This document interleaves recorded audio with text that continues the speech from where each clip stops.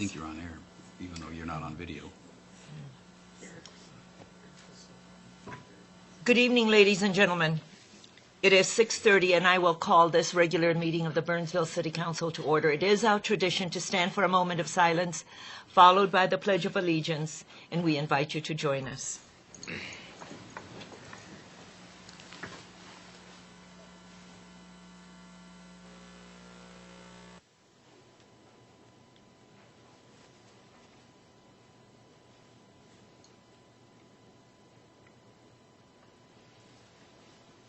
I pledge allegiance to the flag of the United States of America and to the republic for which it stands, one nation, under God, indivisible, with liberty and justice for all.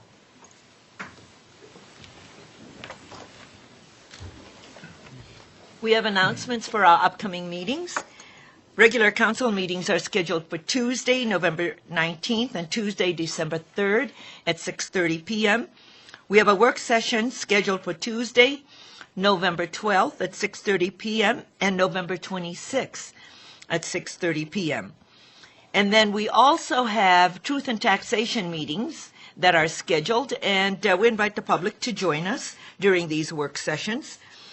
And if anyone wants to speak, I'm happy to recognize those who wish to speak. We have a budget hearing for Tuesday, November 12th at 6:30 p.m. Another budget work session on Tuesday, November 26th at 6:30 p.m. And then we adopt the budget and the final tax levy on Tuesday, December 3rd at 6:30 p.m.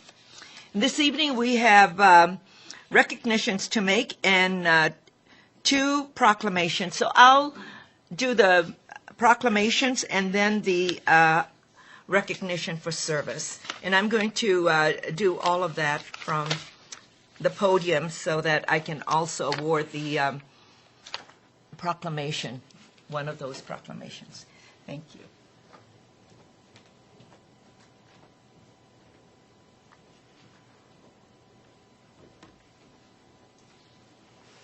Our first proclamation this evening is for Pancreatic Cancer Awareness Month. Whereas in 2013, an estimated 45,220 people will be diagnosed with pancreatic cancer in the United States, and 38,460 will die from this disease. And whereas pancreatic cancer is one of the deadliest cancer and is the fourth leading cause of cancer death in the United States, and when symptoms of pancreatic cancer presents themselves, it is usually too late for an optimistic prognosis. And 73% of the pancreatic cancer patients die within 5 years of their diagnosis, while 94% of the pancreatic cancer patients die within the first 5 years. And whereas of all the racial ethnic groups in the United States, African Americans have the highest incident rate of pancreatic cancer, between 34% and 70% higher than other groups. Whereas there is no cure for pancreatic cancer and there have been no significant improvements in survival rates in the last 40 years. And whereas the federal government invests significantly less money in pancreatic cancer research than it does in any of the other leading cancer killers, and pancreatic cancer research constitutes only approximately 2% of the National Cancer Institute's federal research funding, a figure far too low given the severity of the disease, its mortality rate, and how little is known about how to arrest it. Whereas the Pancreatic Cancer Action Network is the first and only national patient advocacy organization that serve the pancreatic cancer community in Burnsville and nationwide by focusing its effort on public policy, research funding, patient service, and public awareness and education related to developing effective treatment and a cure for pancreatic cancer. And whereas the Pancreatic Cancer Action Network and its affiliate in the Twin Cities support those patients currently battling pancreatic cancer, as well as to those who have lost their lives to the disease, and are committed to nothing less than a cure. And whereas the good health and well-being of the residents of Burnsville are enhanced as a direct result of the increased awareness about pancreatic cancer and research into early detection, causes, and effective treatment. Now, therefore, I, Elizabeth Kautz, Mayor of the City of Burnsville, on behalf of the City Council, do hereby proclaim the month of November 2013 as Pancreatic Cancer Awareness Month and urge all of our citizens to recognize and participate in its observance. Proclaim this fourth day of November 2013. And with us this evening is Mrs. Nancy Marion, who has continuously brought this awareness to us and made sure that we have a proclamation, and I would like to present you with the proclamation as we've done in the past. And thank you for all of your hard work in raising the awareness, and for all of the survivors who are here helping to make sure that we raise our voices together in finding the cure and probably more funding. Okay, thank you so much. Thank you so very much. Yes. This is very, very meaningful that Yeah. that you do this. So I'm just going to say a few words. 6 years ago, I was caring for my mom as she battled pancreatic cancer. And shortly before she died, I remember my sister questioning, should we have done something more? 6 years ago, our family did not know of the Pancreatic Cancer Action Network. We did not know of any treatment options for my mother, and we certainly knew no other survivors of the cancer. I remember turning to my sister and saying, no, there really is nothing more to do. Today, I stand here with a different message. Through my involvement with Pancreatic Cancer Action Network, I have been connected with amazing doctors who do have treatment options for my sons who now have similar tumors like my mother. And I have met incredible survivors, some of them who are here tonight, who have given me hope that this cancer is not a death sentence. Although pancreatic cancer has the lowest survival rate of all major cancers at just 6%, there is much hope. 6 years from now, as we approach the year 2020, the Pancreatic Cancer Action Network's goal is to double the survival rate from 6 to 12%. And there is much to do to get us there, but we are on our way. I have great news to tell you about the success that we've had in the Minnesota affiliate this past year. We have raised almost $500,000 at our Purple Ride Twin Cities, held in Maple Grove in September. We raised over $100,000 apiece at both events up in Rochester and in Duluth. And all total, including some of the other events that we've done, we have raised roughly $750,000 in this year for our efforts here in Minnesota. So we're definitely making strides. But, like I say, there is still much to do. So this step of increasing awareness by the mayor tonight proclaiming November as Pancreatic Cancer Awareness Month is a key step in increasing our army in fighting this deadly cancer. So I just want to say thank you, because my real hope comes in knowing that together, corporately, we can make a difference in the fight against pancreatic cancer. So thank you so very much. And anyone who would like to join us afterwards, we're going to be congregating at Porter Creek in Burnsville for a little purple party and more awareness. So thank you.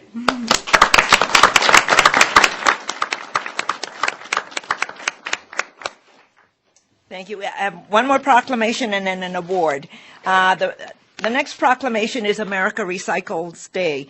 Whereas the City of Burnsville is committed to developing a sustainable community by enhancing economic opportunity and community well-being while protecting and restoring our natural environment.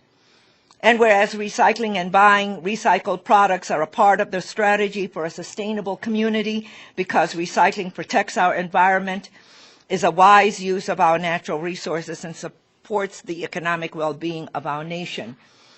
And whereas participating in America Recycles Day 2013 is one way citizens can help raise awareness about the need to reduce waste by recycling and buying recycled products.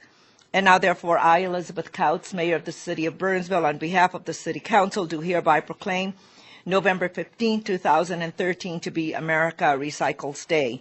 and call upon all residents of the city of Burnsville to join in the celebration of this important date by doing your part and recycling your old shoes.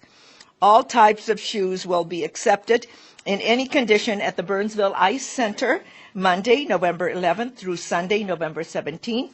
The shoes will either be reused or recycled into new product, proclaimed this 4th day of November 2014. So when you recycle your shoes, you can buy more shoes.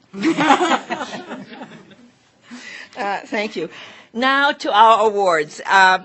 Steve Stuber is one of our longtime volunteers on our Parks and Natural Resource Commission. And Steve, would you please come up? And we would like to recognize Steve for his service and show our appreciation for all that you have done at the Parks and Natural Resource Commission from June 2004 to 2013. Thank you for all the work that you've done and for your service to our community. We really appreciate it. Thank you, Steve. Thank you. Thank you. Thank you, And we're Matt. going to miss you, but you're moving out of town. No. No. No, I'm just, it's time for someone else to do it. And I'll be here. You'll be here? Yep. In a different capacity? No. Oh, I can't let you go without that. Maybe there's something else. Maybe something Yeah, else we okay. can do someday. Yeah. Well, thank you so much. Yeah, We thank- really appreciate Thank all you, Madam your. Mayor. Thank you, council members. Yeah. Thank you. Thank you.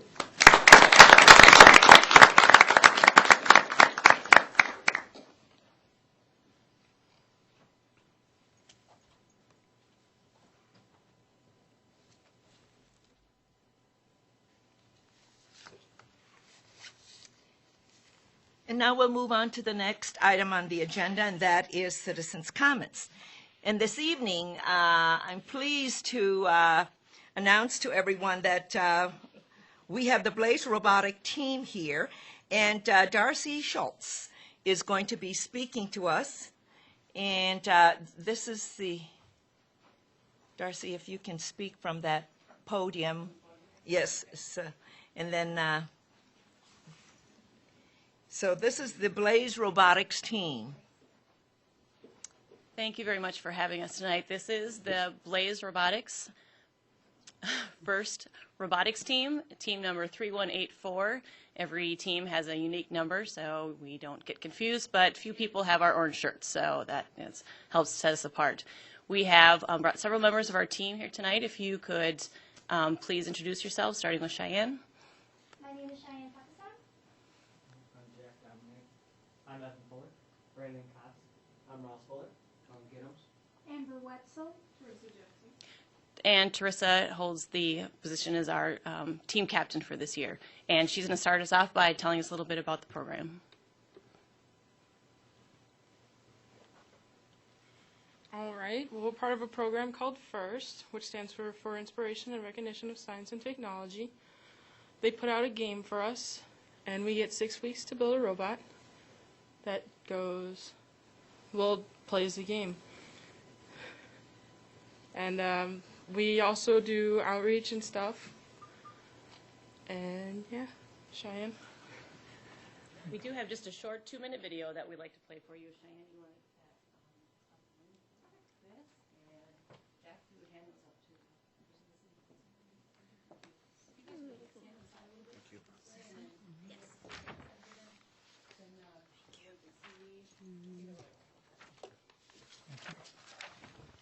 Thank you.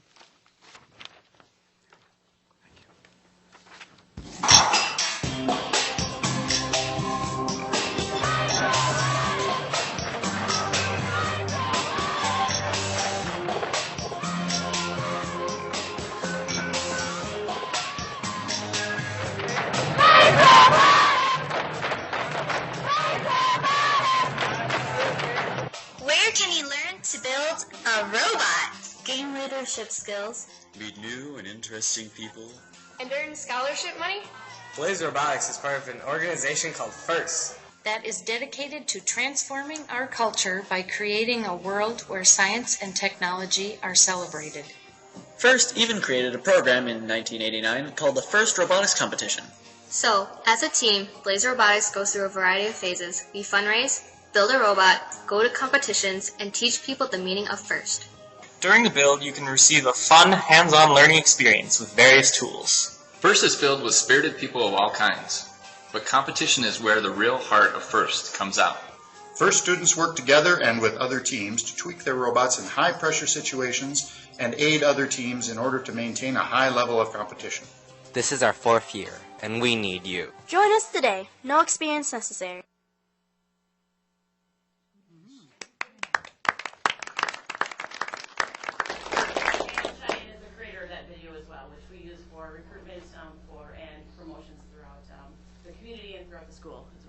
So Brandon, would you like to tell us a little bit about the robot that we have here?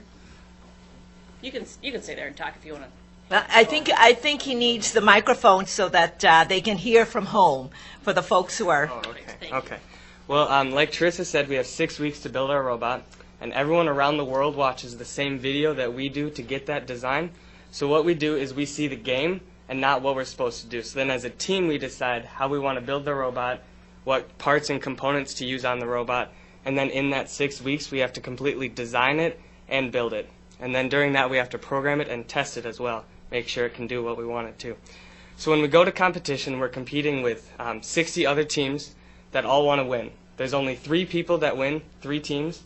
So how that works is we have, during a game, we have 3 on 3. So there are 2 alliances of 3 teams, so that 6 people or 6 robots are on the field at one time.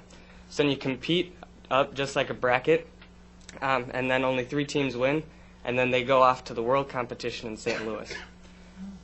So that's how the competition part works, and Cheyenne was going to talk about the business side of it, because not everyone works on the robot. There's a lot of stuff happening behind the scenes as well.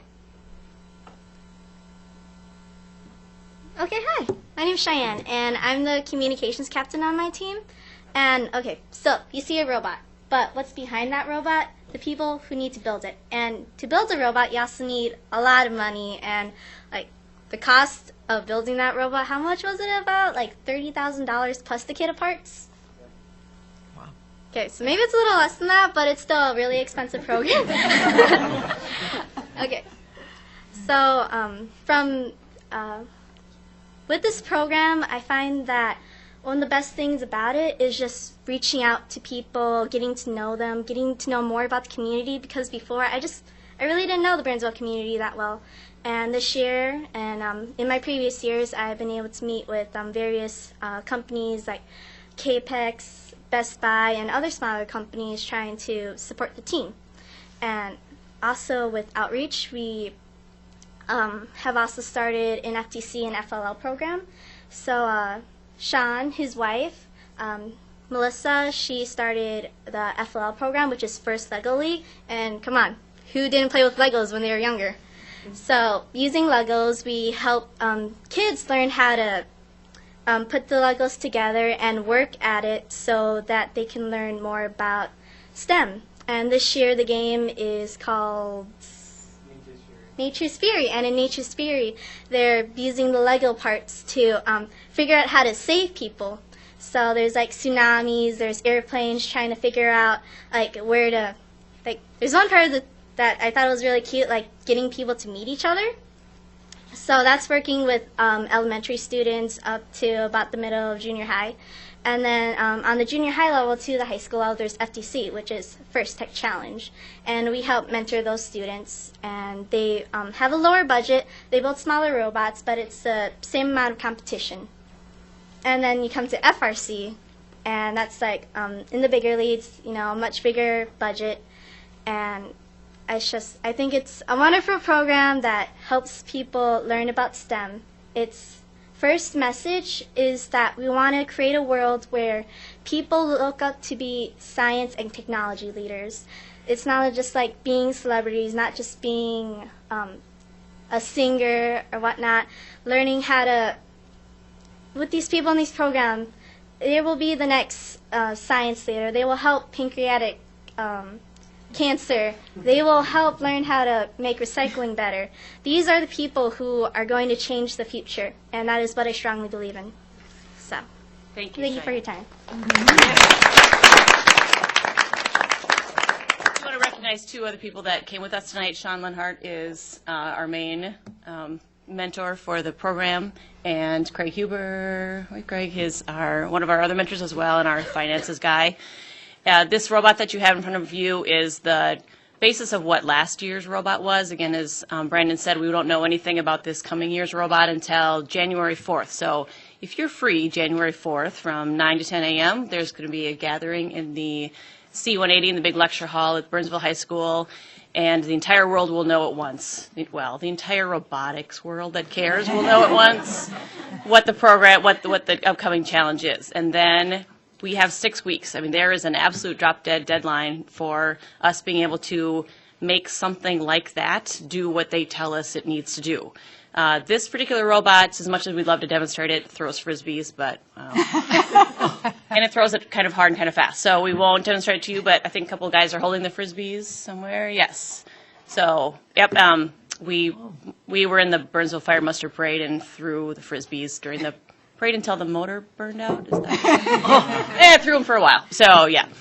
And so, but this is the robot that we build for the next competition. We have no idea. It might need to throw basketballs. It might need to make lunch. We have no idea. And so, but we don't know what size. And so we have to build, as Cheyenne was talking about, the whole thing has to be built from scratch. We might have to entirely trash this entire thing and build the whole thing from scratch. So, as she said, we seek out sponsors from the community and either parts or materials and sponsorship money. You'll see the back of some of the kids' T-shirts have the sponsors from last year as well. And yes, your name on a T-shirt, yes, or your name on the robot as well. That's one of the sponsorship things that we offer.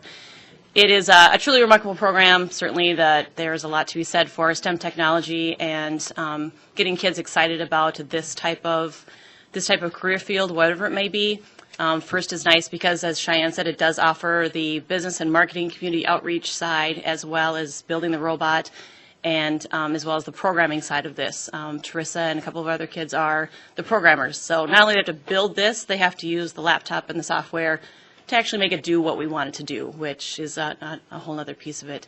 But they learned problem solving. There's companies that are looking for people these days who can think creatively, who can problem solve, and who can think outside the box, and that is absolutely all and work in a team, and that is all what FIRST is about. So we'd be happy to take any questions that you have.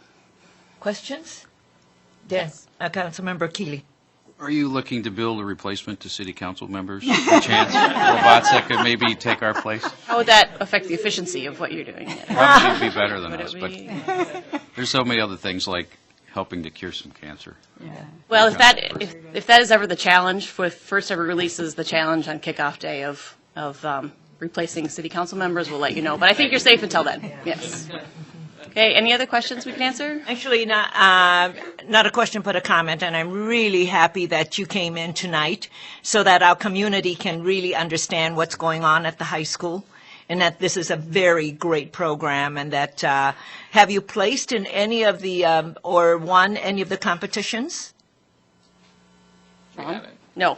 But We're a pretty new team. This is You're a new team. Fairly, yeah. We made it into the final rounds a couple years. Oh, nice. Yes. So that's great. So made it into the final round. So, okay, go Blaze. Robotic team. Yes, and you're welcome. We build on Tuesday nights, so if you... Tuesday nights we're in the dungeon at the Burnsville High School, so stop on by and see what we're working on. And if you'd like to attend kickoff, we'd love to have you. It's going to be a really exciting time where we actually ask everyone in attendance. We have school board members there and different mentors and parents and anyone from the community who's interested. And we ask everyone to brainstorm for a little bit just about how we might build this robot, and then we go from there. So it's really a fun time. But thank you very much for having us. We really appreciate it. Congratulations, and we're so excited for all of you and support the work that you're doing.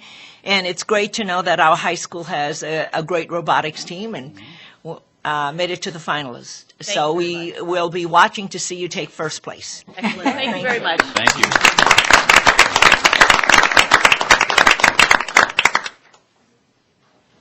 Very cool. Too bad. Zing the Frisbees too fast and too hard. Anyone else who would like to address the council on an item that is not on the printed agenda, and not in application form? That is on the printed agenda and not in application form? Okay, seeing no one, we will move on. The next item is additions to the final agenda, and that's for emergency items only. Ms. Johnston? None from staff, Madam Mayor. Okay, members of the council? Okay, we'll move on to the consent agenda. Does anyone wish an item on a consent agenda to be removed for a separate discussion and vote? The consent agenda is a grouping of items that's voted on by one motion. However, it can be an item can be removed from the consent agenda for a separate discussion and vote. Is there anyone in the audience who wishes an item on a consent agenda to be removed for a separate discussion and vote? Ms. Johnston? None from staff, Madam Mayor. Okay, members of the council? May I have a motion to adopt the consent agenda, please? Move to approve. Second. Councilmember Keeley makes a motion, second by Councilmember Sherry. All in favor, please say aye. Aye. Opposed, say nay, and the motion carries. Thank you. We now move on to the first item on the agenda, and that is the approval of the Burnsville Convention and Visitors Bureau 2014 budget and work plan. Ms. Faulkner, our Community Development Director, is presenting along with Ms. Amy Burrell. Ms. Faulkner. Thank you, Madam Mayor, members of the council. The city contracts with the Burnsville Convention and Visitors Bureau for promotional services to attract visitors to Burnsville. It's done through sales and marketing that includes services to promote Burnsville as a destination. So there's not any one specific industry, just to attract visitors in general to Burnsville. They are organized as a nonprofit corporation through a 3% lodging tax that was approved by the city back in 1987. We adopted a formal agreement with the CVB back in 2007. It automatically renews every year, and you may recall a housekeeping amendment that we just did last month to that agreement. That agreement requires the council to review the annual organizational goals, marketing plan, and budget for the Convention and Visitors Bureau every year. Mayor Kautz is the council-appointed board member, and I serve as the staff liaison board member. And with that, I will introduce Amy Burrell, who will go through the CVB marketing and organizational plans and budget. Okay. Thanks, Jenny. Thank you. Thank you, and welcome, Ms. Burrell, who is the Executive Director to the CVB. Welcome. Thank you very much, Madam Mayor, members of the council. This is actually my 8th presentation, and I wish I could say that the nerves have calmed throughout the years, but I still do tend to get a little nervous for this annual presentation, but thank you for the opportunity. There we go. I thought I'd start just for members of our audience this evening and anyone watching at home or online. What is a CVB or DMO? CVB stands for Convention and Visitors Bureau. DMO is Destination Marketing Organization. And more recently in our industry, we're shifting over to Destination Management Organization, really being the brand manager of the community that we represent. The purpose of a CVB is to market and promote a city as a preferred visitor destination. And our CVB, as Jenny mentioned, is funded primarily by a 3% lodging tax, which is governed by state statute 469.190. And we are organized as a 501c6 nonprofit corporation, and we were formed in 1987. Our board of directors met for a half-day retreat in June, and during the retreat, our board started off by really looking back over the past 12 to 24 months of items that have happened in and around our destination that have improved the visitor experience or moved us more towards our goal and our mission. A couple of those items that were highlights that stuck out for our board as well as staff was our continued improving economy, which then leads to increased travel, whether it's leisure or business, which then leads to increased average daily rate, so the amount of money that people pay for a hotel room, and the occupancy, so more travelers, visitors coming to our destination. We continue to have ongoing hotel renovations throughout the community. This year, the Prime Rate Motel rebranded to the Prime Rate Inn and did some interior and exterior renovations. My screen here just, okay, I'll go off of here. I may not be showing. Yeah. There you go. There we go. Is that back? Yep. Okay, great, thanks. The Convention and Visitors Bureau is an autonomous and stable organization. We're fiscally responsible. We have a comprehensive marketing plan and strategies in place. We rely heavily on collaboration with area attractions and hotels. And then we are heavily involved in our community, whether it's the city of Burnsville and different various tourism organizations. Next, the board really looked at what are our strategic initiatives that we as the board and staff will focus on for the next 12 to 24 months. And the board identified 6 initiatives. That is our mission and vision statement, which were adopted in about approximately 5 years ago. Destination drivers, marketing, operations and budget, partnerships, and governance. The vision and mission of the Convention and Visitors Bureau is that Burnsville will be a vibrant destination of choice, featuring a rich and diverse mix of lodging, attractions, art, shopping, dining, and culture. The mission is to enhance a community's economy by positioning and marketing Burnsville as a preferred visitor destination. We then looked at what drives visits to, whether they're day trips or overnight stays. This photo was one that was taken during Art and All That Jazz, and I was going through photos today, and I'm like, this is a good one to put in there, just to show how much Heart of the City has really developed in the last 5 years. So the board feels that we should continue to market and promote our festivals and events that happen in and around our destination.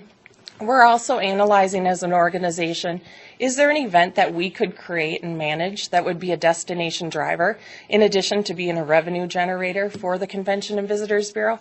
So we're kicking around some ideas right now on different ideas, timing of the event. So stay tuned, there will be more to come in 2014 on that. We also felt that our proximity and value-conscious visitors, everyone's still kind of looking for that deal, even though they're traveling more and paying more. And then our location. It's all about our location, our proximity to the international airport, to both downtown Minneapolis and St. Paul, area attractions, and major businesses. As a marketing organization, marketing is our bread and butter. So what do we look to do in the future? When I started 7 years ago,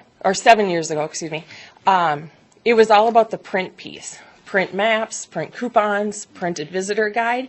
We've gotten away from a lot of the print material, which has been eye-opening for all of us. So really having a comprehensive website, both a full website as well as a mobile website, and one that is highly optimized. We'll continue to maximize and support existing events.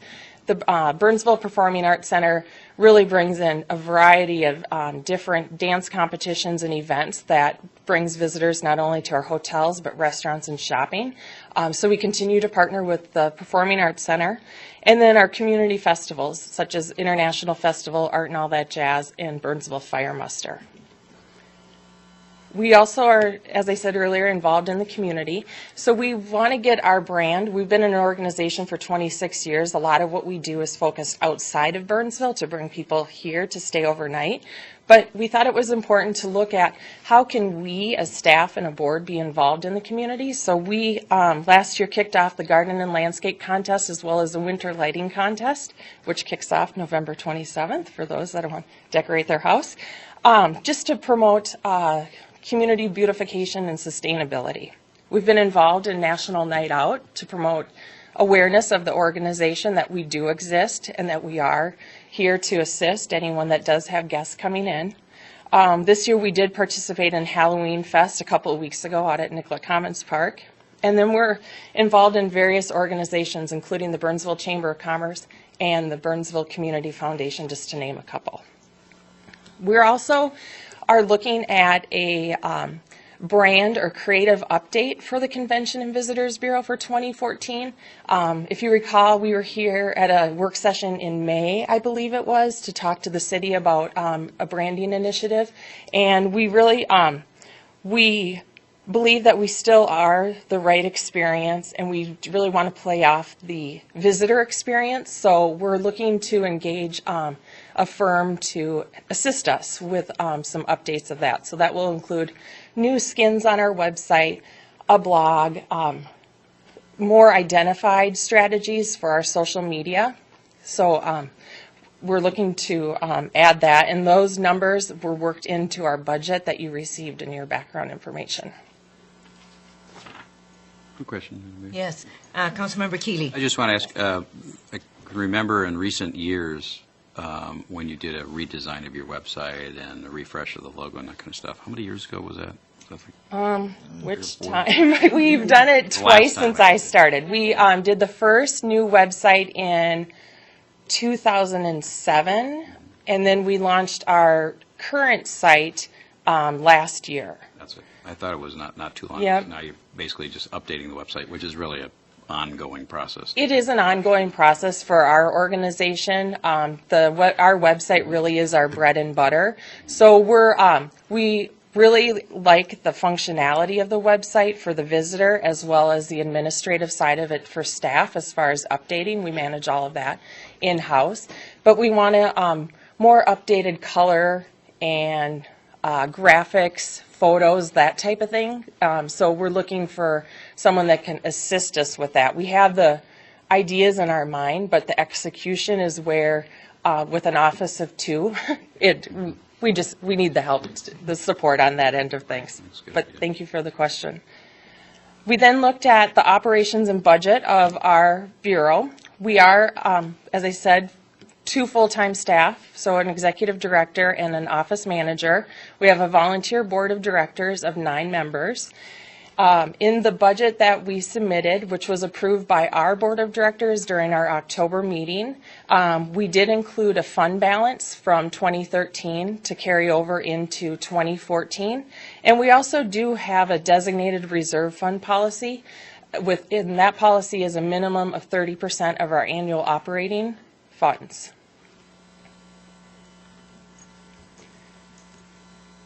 In the budget that we submitted to City Council, we did outline a couple of new line items, if you will, under the advertising portion of the budget.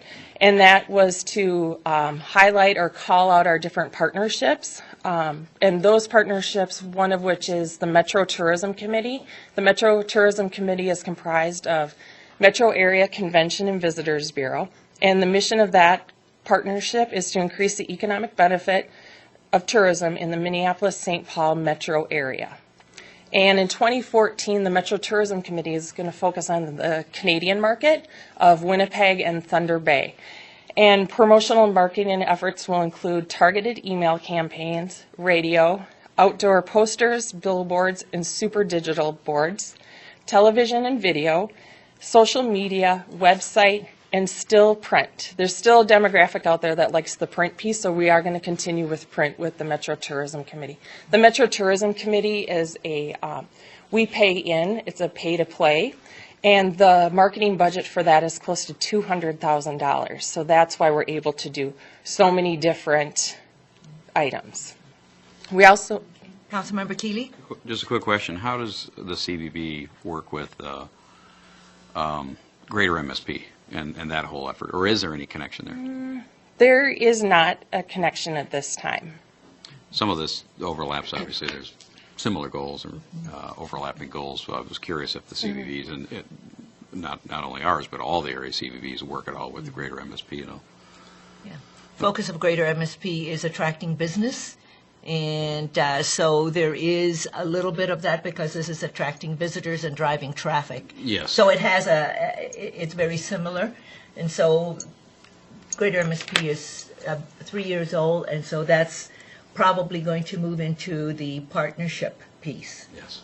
And it'll probably come out of the larger organization rather than every city having their organizations belong. I just see this, the overlap being we're trying to obviously attract people to come and visit here, and that would include essentially companies, because the amenities that we're offering through the CVB become attractive to the corporations that are looking to relocate. And so Metro Tourism, to your point, is really the appropriate organization on that partnership collaborative. Okay. And with the Metro Tourism Committee, we work closely with Explore Minnesota Tourism, so a lot of the media buys that we are doing with Metro, we're able to buy down rates because of EMT's relationship with a lot of the vendors. Excellent. So we further stretch our marketing efforts there. Another partnership is Minneapolis South. We've participated in that for over a decade now, And Minneapolis South is comprised of 3 South Metro CVBs, Burnsville, Eagan, and Lakeville. The primary focus for Minneapolis South is the leisure visitor, and that market focus is the upper Midwest. And again, that is focused on mostly digital, online, some print, and then we have a comprehensive website, minneapolissouth.com, and we just redid that website this summer, so it has an all-new look and feel. We have 9 lodging properties in the city of Burnsville representing 850 hotel rooms. We do have a very close working relationship with our hotels, and we meet with our general managers on a bi-monthly meeting. And at those meetings, we not only provide networking opportunities, but we also include a guest speaker. So we've had several staff members from the city come present information to our hotel GMs this year, as well as Explore Minnesota Tourism. Our area attractions in Burnsville and throughout the South Metro really are drivers to our destination. We really leverage our relationships for cross-promotion with organizations or amenities such as the Burnsville Performing Arts Center, Buck Hill, our area restaurants, Mall of America, Valley Fair, Minnesota Zoo, just to name a few. And we also have a great partnership with the city of Burnsville. They're a great partner for us on the winter lighting and landscape, National Night Out. We have ongoing monthly meetings with the Economic Development Coordinator. We have partnerships with the Communications Department, and then there's ongoing communication effort with various staff at different levels. During our retreat, our board also took a look at our governing documents, the documents that really drive the organizations. There's 4 of them. Articles of Incorporation, which is with the state of Minnesota, our agreement with the city of Burnsville, which, as you recall, was amended during an October meeting, our bylaws, and our employee handbook. The Articles of Incorporation and bylaws are being reviewed at this time by our board of directors. The Articles of Incorporation has an amendment, mostly an address change. We moved, and we need to just get that document updated and filed with the state of Minnesota. But our bylaws, we looked at the composition of the board of directors. Our bylaws currently have 11 board members. We're going to bring that number down to 9. The board felt that 9 was comfortable. And we're also moving away from segmentation of representation on our board of directors. So in November, we're hoping to have the new bylaws adopted by our board. That concludes my presentation and background information. I would like to thank our board of directors for their continued support of our mission and their initiative to move our destination forward. I have a couple of board members in the room, and Madam Mayor Jenny Faulkner, and then also want to thank the City Council for your support and city staff as well. And if you have any questions, I'm available. Councilmember Sherry. I have more of a comment than a question, and that is, as I looked at your numbers, especially over time, I commend you for your sensitivity to the changes in the market and the changes in the way you do business. I think that often that's very hard for an organization to do, but you're right on top of it, and you are able to look around the corners or the curves, and I commend you for that. Thank you, Councilmember Sherry. Any other comments, questions? Thank you so much for a good and thorough presentation of what the Convention and Visitors Bureau does, and also for the budget that you have before us, which is a balanced budget. Also for the council's edification. The 30% is consistent with what we do in terms of our reserve fund, so that it covers, if anything happens, they're covered for 3 months. Mm-hmm. So very well done. May I have a motion to approve the Convention and Visitors Bureau's budget and work plan? Move to approve. Councilmember Sherry makes the motion. Second. Second by Councilmember Keeley. All in favor, please say aye. Aye. Opposed, say nay. And the motion passes. Congratulations. Thank you. Congratulations and to everybody. Okay, thank you. The next item is a public hearing, and presenting this evening is our Public Works Director, Mr. Albrecht, and we have a public hearing to to do this evening? Madam Mayor, members of the council, this item is a housekeeping item that partners with item 4J that you approved previously tonight related to Park Nicollet Clinic and Ridge's 11th edition. What we need to do with this public hearing is we'll be asking the council to consider vacation of existing drainage and utility easements in the 10th edition that are no longer needed to help facilitate the 11th edition where they are platting the new easements necessary for drainage and utilities. And so with that, that is the very brief description. I would ask the council to open the public hearing, take any public input, close the public hearing, and then consider a resolution vacating portions of the drainage and utility easements in Ridge's 10th edition. Okay, I'll stand for any thank you. questions. Any questions? We do these often, and I now open the public hearing. Is there anyone to speak to this item? Anyone to speak to this item? Seeing no one, I will close the public hearing. Members of the council, your pleasure. Move to approve. Councilmember Keeley makes the motion, second by Councilmember Coughlin. All in favor, please say aye. Aye. Aye. Opposed, say nay, and a motion carries. Thank you very much, and thank you for coming and sitting through. And congratulations. We look forward to working with you as you continue to do your work and your expansion. Thank you. Members of the council, there are no other items to come before us, and a motion to adjourn is in order. So moved. Councilmember Keeley makes the motion. Second by Councilmember Nguyen. All in favor, please say aye. Aye. Opposed, say nay, and a motion carries. Good night, and thank you for being with us.